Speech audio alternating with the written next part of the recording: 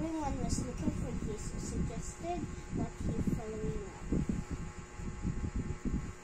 The exciting experience of the previous day with more healing and teaching. Surprisingly, Jesus demonstrated and pointed to a wider form of service and point to another location. But he said to them, "Let us go into the next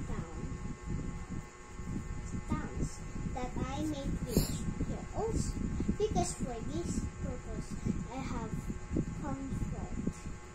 And Jesus himself needed to spend so much time as in praying.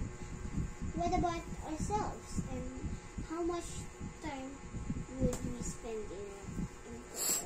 What does Jesus explain, say to us?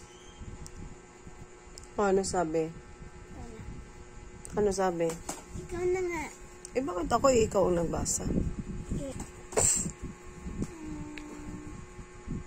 Nag-pray daw si Jesus matahimik at gusto habang wala pang mga gising na tao. Kasi nung gising na yung tao, tapos yun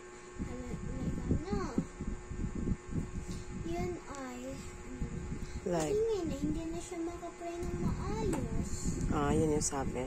Kaya always pray in a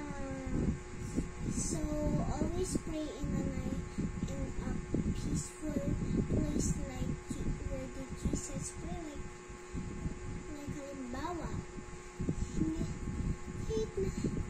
kahit nagising ka na wala pang gising tao, pwede ka naman nang mag-pray na, "Lord, dito ko yan."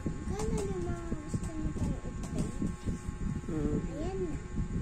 Yun lang yun at mga wala na. Ano daw yung lesson? Ano yung title ng lesson? I don't remember.